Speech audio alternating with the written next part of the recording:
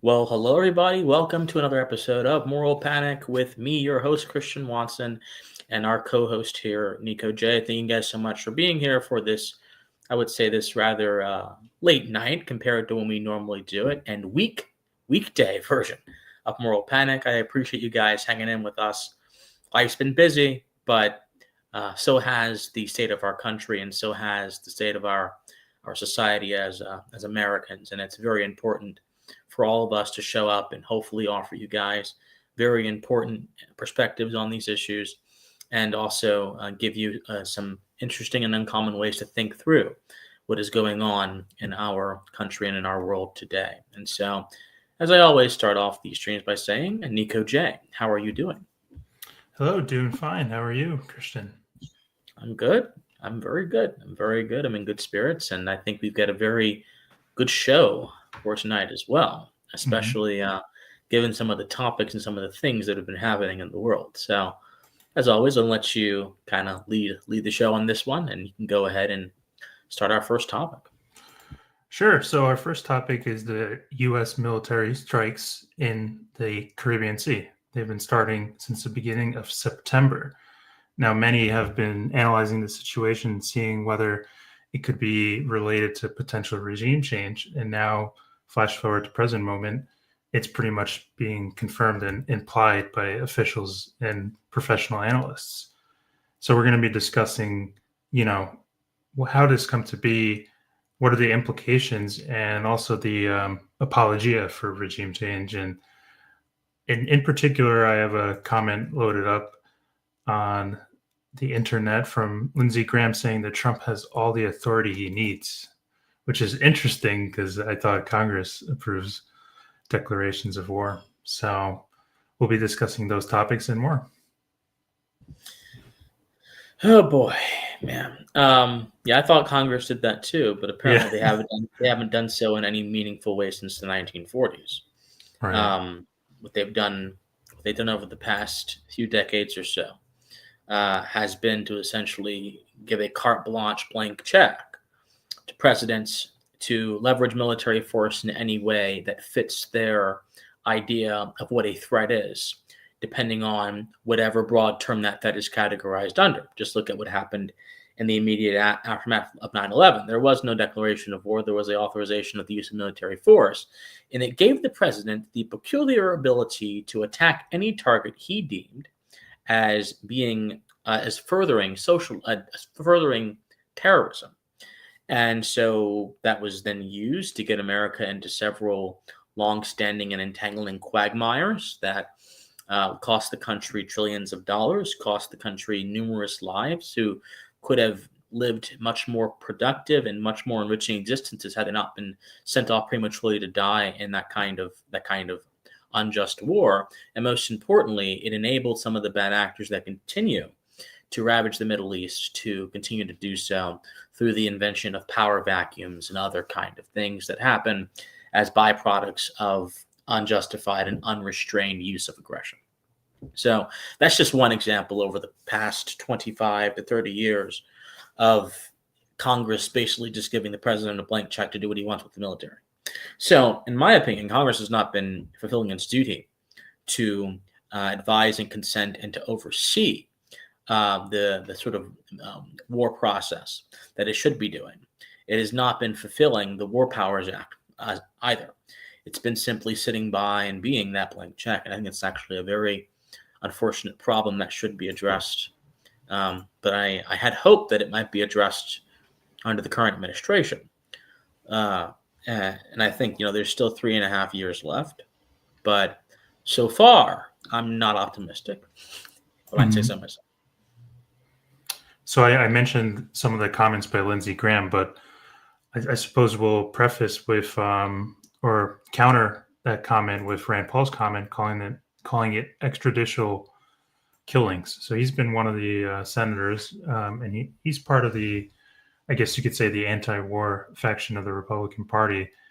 And previously, he was known to have some sort of influence in the first administration on Trump's foreign policy, and it seems like it might be kind of eroding in the second administration. But he's been vocal about this what he's calling extrajudicial killing. And frankly, we rescued two of the survivors of one of the attacks, and it's just silly. Like, so you kill the ones that are on the boat, and then the ones that are not, you rescue them, and then what? You're still not bringing them to trial, so you might as well, I guess, give them the same penalty. It doesn't really make any sense to me.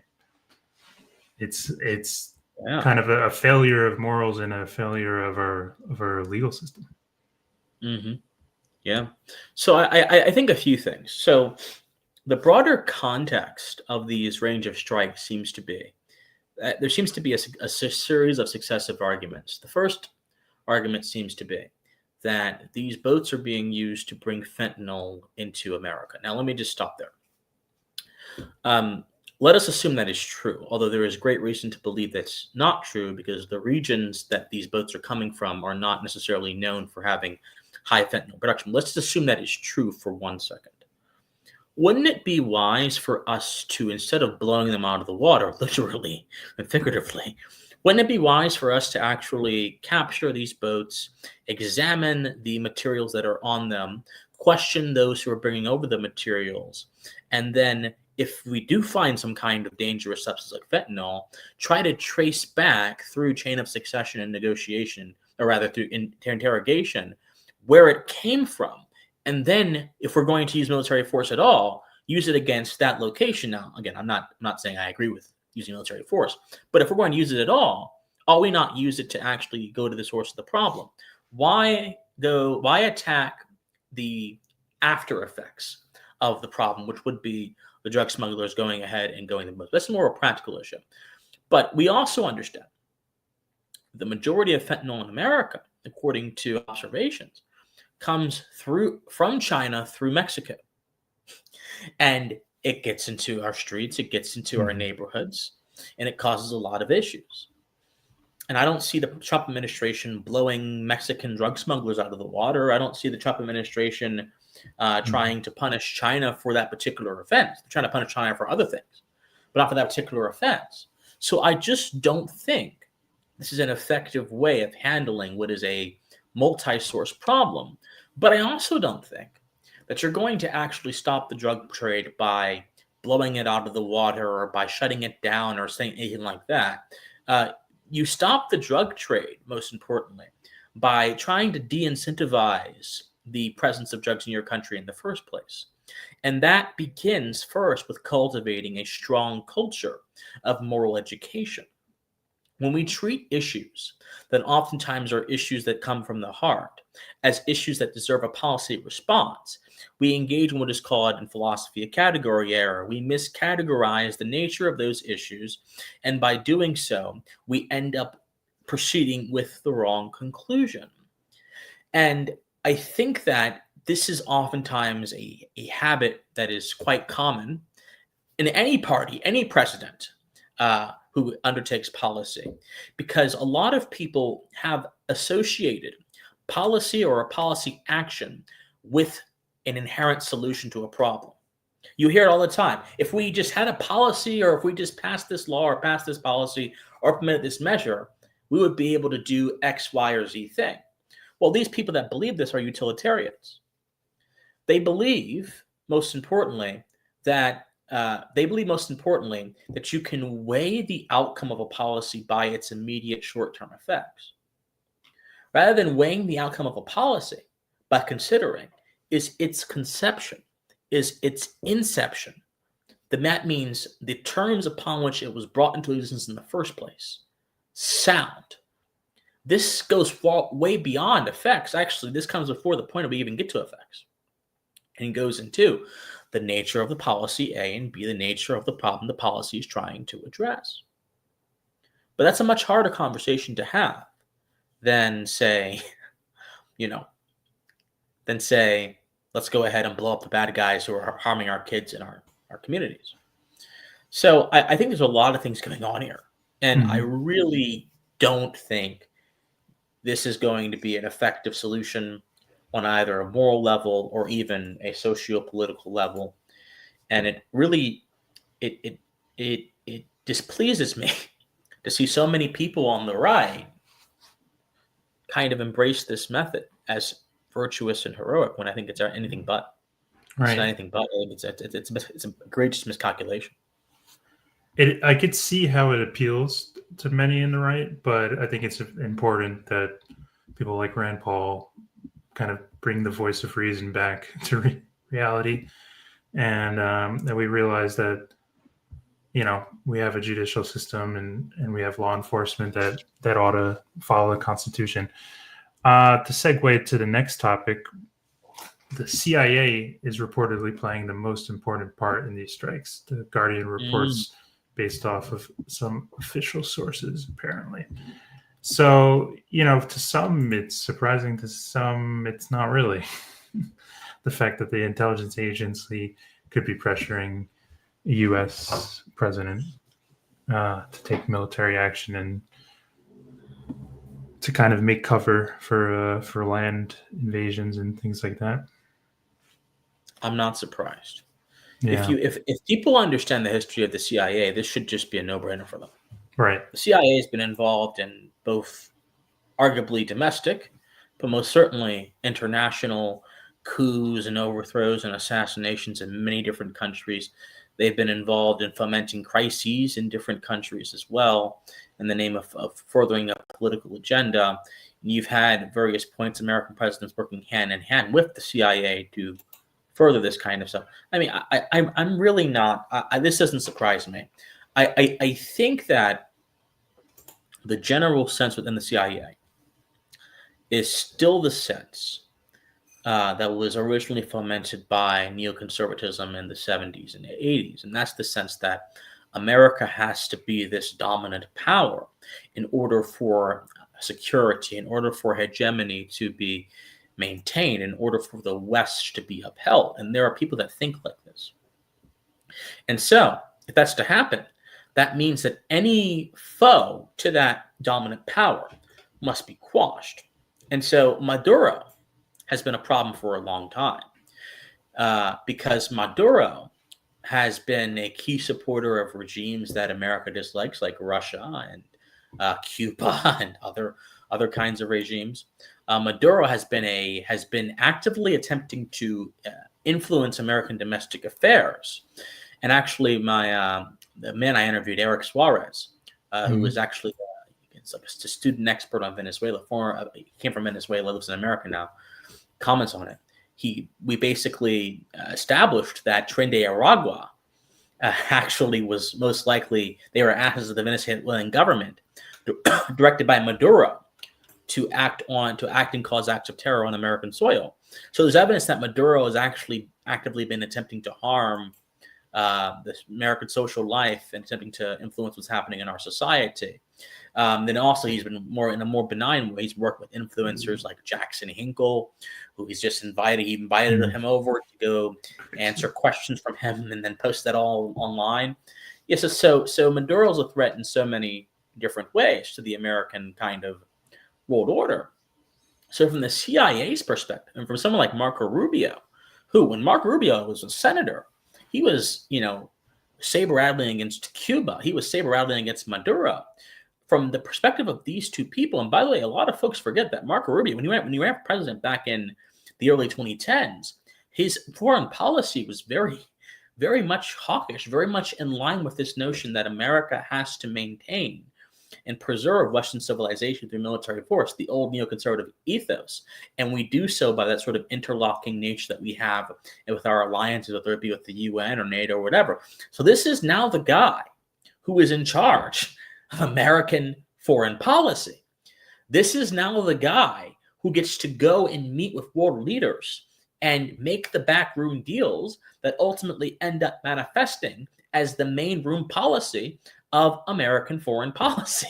So there's no indication he's changed his beliefs at all.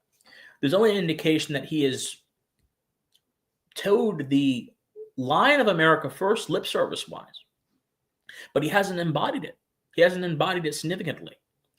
So you have that happening. You just have so many different factors coming together here, which produces a sound assumption that there is an attempt to depose Maduro, to cause a power vacuum in Venezuela, potentially put a pro-Western leader like Guaido or someone of his ilk in power, and then establish a American sphere of influence in that area once again. Mhm. That's what I think one could reasonably conclude is happening here. And the CIA is a driver of it, unfortunately. And so we have to really ask ourselves a question. We have to really ask ourselves, are we comfortable on one level with our government being involved in attempting to affect the socio-political condition of another nation in a way that derelicts their own obligation to us as people?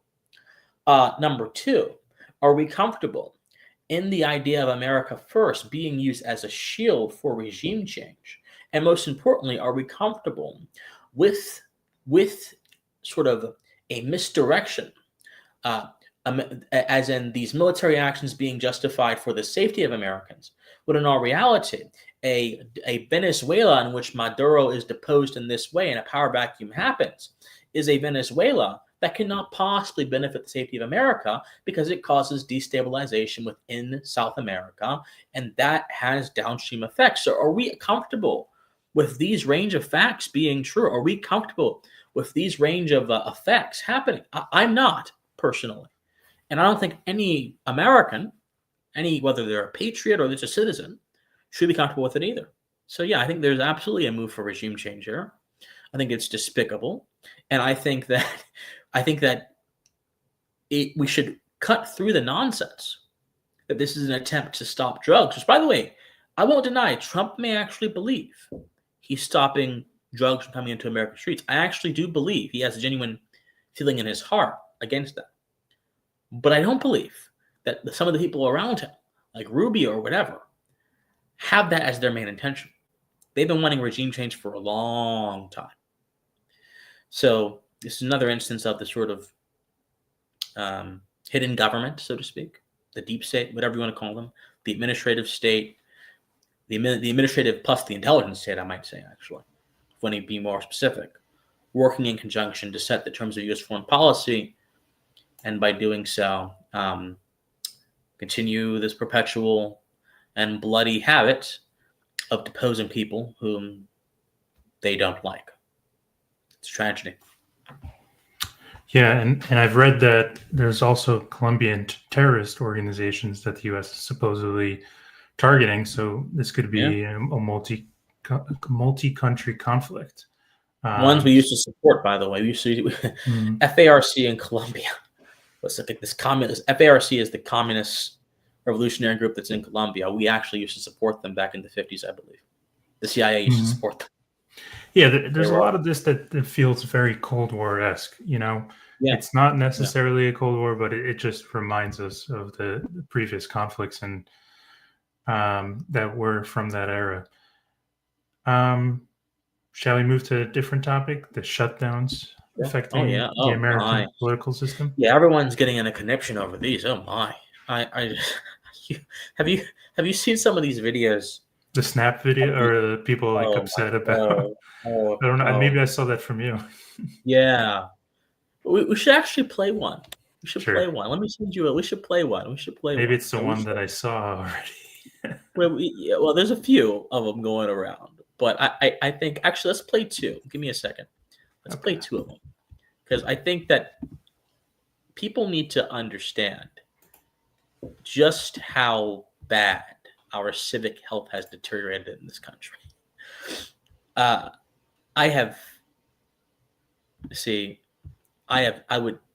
had never thought in a country like America this could happen on this level. The problems of dependency and all that kind of stuff have been around for a while, but I think it's kind of gone to a very unacceptable extent. So here's the first one I'm sending you. And then let me get to the second one. Okay, I probably have the second one up already.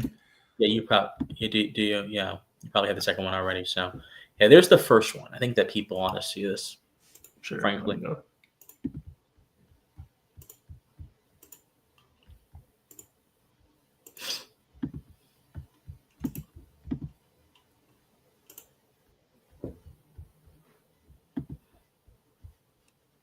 Let me put this on. Now, because what the fuck do you mean that I'm not gonna get my fucking SNAP benefits? What the fuck do you mean? Because what the fuck is happening? Do you understand that there are people like me who cannot work? Do you understand there are people like me who have kids who cannot eat? Do you understand there are people like me who go hungry the last week of the month just so my kids can't eat? Jeez. I don't know. I mean, at some level, it feels like heavy stuff. It is heavy stuff. At some level. It is heavy stuff. No. And here's the unfortunate thing. The moment the people rely on political authority to take care of them, it undermines their ability to rationally and ethically consent to to legitimize that authority. Because what is the source of all political authority? Well, the consent of the governed is the primary source, but then also the mantle to carry out justice under the standard of good governance is a secondary source. But the secondary source doesn't really matter if the primary source is absent. That is, I can't carry out justice or good governance if I'm doing so against the wills of the people who I'm supposed to be governing. So there has to be some reciprocal relations. It's just how the nature of a just government works. So when you have the citizenry, however, because for a citizenry to consent, it requires a few things. Number one, it requires, again, a moral appraisal of power and its proper limits morally. Then number two, it also, for people to consent, it also requires a understanding, a sort of trust of those who are going to be in authority. It requires a fidelity, a kind of fidelity. Then it also requires an active posture on part of the people. So it requires fidelity, it requires understanding of the moral limits of power, and it requires an active posture on the behalf of the people. Well, what welfare does, what SNAP does, all this stuff, it destroys or it makes weak the active posture on the part of the people by making them dependent. And if there's no active posture, there can really be no sound consent, because the consent is now negotiable. The consent is now negotiable because your livelihood now depends on political authority, political power being extended in certain ways. It's no longer a matter about what accords to justice and good governance. It's now a matter of what benefits me. So welfare makes politics about personal advantage, not about the administration of first principles, not about good governance, not about the defense of civil society. And this is the effect, because now a lady like that has her entire sense of self-preservation tied up with the notion of a government program. And that is a modern tragedy. That is a tragedy that I think is even worse than being poor. Because if somebody is merely poor, but they're still able to generate and sustain themselves, that is unfortunate but admirable. But if someone is poor and they are not sustaining themselves, and they are instead totally reliant on political authority to do so, that is both unfortunate and tragic. It's a travesty, even. Because now, not only is their ability as a citizen to consent to just political order undermined, but their ability to preserve themselves as a human being is also undermined, because it's dependent on what those in power do or what they don't do. And that's the real story here. SNAP benefits being placed on hold for a month shouldn't be a crisis to somebody's livelihood. It shouldn't be. Because people should have other things in place. They should have support networks. They should have thrift. They should have all kinds of things that can enable them to exist and thrive, independent of that social safety net. But when the social safety net becomes dominant in a private society, those support networks are affected. And not only are they affected, but our sense of responsibility is also affected. And both of those things being affected undermines our ability to engage in self-preservation on our own terms, not on the terms of power. So I say all that to say this. I don't laugh at the lady. Mhm. I hurt for her because she's existing in a society that has enabled her to be a dependent victim. Hmm. That has enabled her to be a dependent victim. And I wish we had a Yeah. society that would see something like that and say, hey, you need some food for your kids? Let me give you some food for your kids. Hey, you need some money? Let me give you some money. Hey, you need any help with your electric bill? Let me give you some help with electric bill. I wish that was the social ethos behind keeping people, and guess what? In some cases, it actually is, but in a lot of cases, it's been replaced with this kind of stuff. So I don't know. I'm just this whole thing. This whole thing just makes me shake my head. Yeah. Do you think that there's adequate oversight of these benefits organizations and Oh programs? no, no. I mean, and not only is there not adequate oversights, but the standards governing them are also bad. Like Mhm. people can use their SNAP cards to get a lot of crazy stuff. A lot of Yeah. crazy stuff that's not even nutritional or beneficial to them. They're just, whether it be chips or whatever, whether it be just really crazy stuff. So I think that's another problem, right? So you erode self-preservation on one level, you undermine one's ability to be a consenting citizen by switching the nature of the relationship between political authority and them by making them dependent as opposed to being actively postured and skeptical of it, and then you enable their worst vices by letting them get candies and other kinds of things that are not beneficial to their health on the dime of you, the politician. Like it's like a perfect storm of Mhm. civic decay. It's like a Yeah. perfect storm of civic decay. I I think we have to really reevaluate a lot of our assumptions about welfare in this country. Um, if we want America to continue to flourish into the 21st century, that's going to be one of the issues we need to Yeah. work on. But yeah, if you want to play the other video, Yeah. I unless you was have just something to about to say. say, I think that's a good segue. What you just described will set up this video pretty well. Motherfucking Orange Man J. Trump. I'ma tell you just like this. What the fuck you mean? Who ain't getting that goddamn food stamps in goddamn November? Cause I'm getting my goddamn shit. I don't know about the rest of you motherfuckers, but I'm getting my shit. Cause I'ma tell you just like this on Jesus Lamar motherfucking Christ. I will be at motherfucking Walmart with my steel toes on and my motherfucking helmet, and I dare a bitch try to stop me from walking out that motherfucking store with my groceries. Baby, I'm 250 pounds solid. Baby, you want to see a human motherfucking bulldozer, baby? Because that's what the fuck I'm going to turn into. If you think you going to stop me from leaving out that goddamn store with my motherfucking monthly groceries that I get every goddamn month, I ain't bothering no goddamn body, okay? Why the fuck is y'all bothering me and my goddamn food? I'm just so tired of his big back, bald head, cradle cap having ass.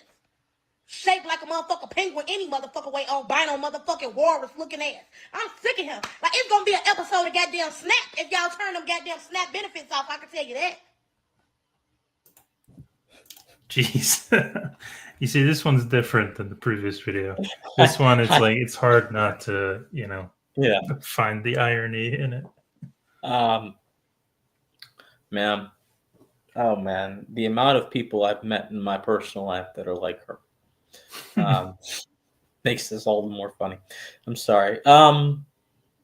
Yeah. So this is the illness. This is part of the, not the lady herself, but her mentality. This is part of the illness. This is definitely part of the illness. So this has created a false notion of entitlement in the minds of so many people. Mhm. Just because your political authority gives you something does not mean everyone else must bow to you. But it's very easy to believe that when the habit of receiving from your political authority is divorced from you maintaining your own self and you refining your own self and you being your own provider. When those two things are divorced, it becomes very easy then to invent notions in your mind that others must cater to you, even in the absence of that benefit offered to you by your government. And that's what's going on here. It's the problem of political power creating a false sense of obligation or a false sense of entitlement within the minds of those who interact with it. People say power corrupts. I say, well, power forms, actually. Mm-hmm. Power reflects, actually. It brings out, it can corrupt, but it can also simply shape a man into into bringing out what was already there. And I think those who are downstream of power, this is even more true. So SNAP benefits are obviously downstream of an act of political power being used to provide them money on behalf of the government. They're obviously downstream of that. So it's several levels removed, but it's still being proximal to power and having that be a source of your survival. And that disrupts your social impulse, your social instinct. Because social interaction does not thrive off of what you can demand from people. It thrives off of cooperation. And cooperation concerns what you can offer people and how you enrich them with your presence, with your skills, with your mind, with your values, with your goodwill, all these different things, with your adherence to virtue. But the welfare system distorts this entirely and replaces the one with the other. And if someone is already predisposed to the boorishness and loudness and unrefined behavior, you see what happens. That just comes out. That lady needs some serious counseling. I think she has a lot of problems that go way beyond not getting a check. And I think that unfortunately, though, there are a lot of people that operate on that level. So I don't know what the answer is for those people. I really don't. I think counseling makes sense, like you said. Yeah, counseling does make sense. Yeah, because look, we all have. Here's the thing about the internet too. Many of us have bad moments. That lady could be the sweetest lady you've ever met. Outside of that particular moment, that now I'm not sure she is, but she could be, right? Being charitable. And so that's the case. You have to really reflect. What we put out there, our moments, unfortunately, become the image of us in the eyes of so many people. They become more than a moment. They become a total picture, even though that's an incorrect way of viewing things. But that's how the nature of the digital economy, nature of the digital world, nature of the digital media. So we have to be very wise and prudent in how we approach this kind of stuff. I don't think I would ever bring myself to rant that way on camera. I don't think I could do it. I don't think I could do it. I don't think I could do it. I'm too mild-mannered and too pensive, if you want to use the word. It's not worth it, guys. Save your dignity, please. Just don't do that. If you're that angry, don't get in front of a camera, get in front of a mirror and ask yourself, okay, what's going on? How can I fix this? How can I regulate myself internally? How can I bring my passions to heel? That's what I think needs to be the consideration of people that comes to this kind of stuff. Just my 2 cents. It's striking that she remarked 250 pounds. So she's reflecting on her own sort of overindulgence, and yet it's demanding. I mean, that's just what my mind goes to after seeing that. Oh my god! It's hard to I try to be as diplomatic as possible. Oh my goodness! You just said that.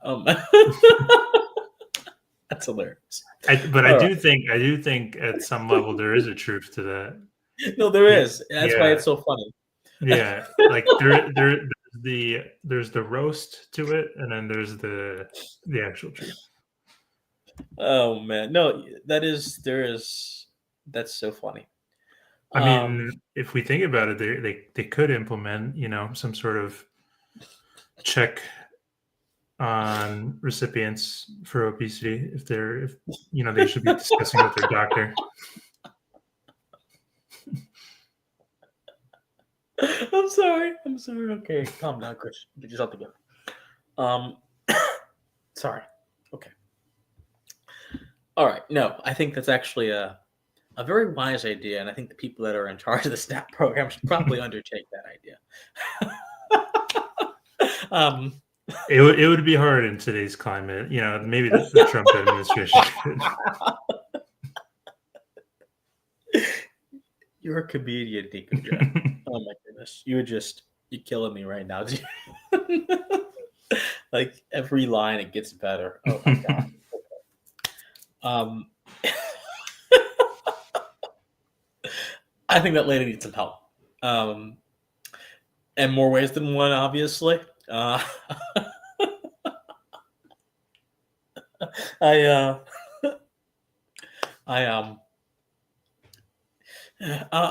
obesity actually is a big problem. Yeah.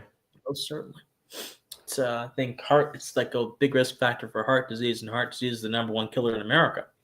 Statistically speaking, kills like close to like 500,000 people, or over 500,000 people, last I read. So, why is the government like enabling people like that lady to overindulge? And maybe that's also them forsaking their duty as well to the people, right? Yeah. I do have one funny remark. They should go on a hunger strike to protest. Oh. I think we'll leave it at that. You're too much. Jesus. But yeah. Any additional topics you want to discuss, Christian? What's on your mind? I'm just no. I think our world is in such a state right now, and I really, really hope that I'm really worried about what's happening right now in Venezuela and in the seas around South America. I'm really concerned. Yeah, and I really hope that works out, because I don't want us involved in another regional war. I also understand that our adversaries, Russia and China, would love to exploit something like that as well, whether it be in terms of propaganda on social media or whatever, to divide the American Republic and destroy our civic soul, drain it, sap it. So that worries me whenever we get into a new conflict. So we do have a comment, though, from Bud. He said, I've been going to the gym 5 to 6 times a week, and I gained 11 pounds. And oh, wow. I assume it's muscle weight. But hey, good for you for being active and healthy. That's awesome. Very good. Good for you.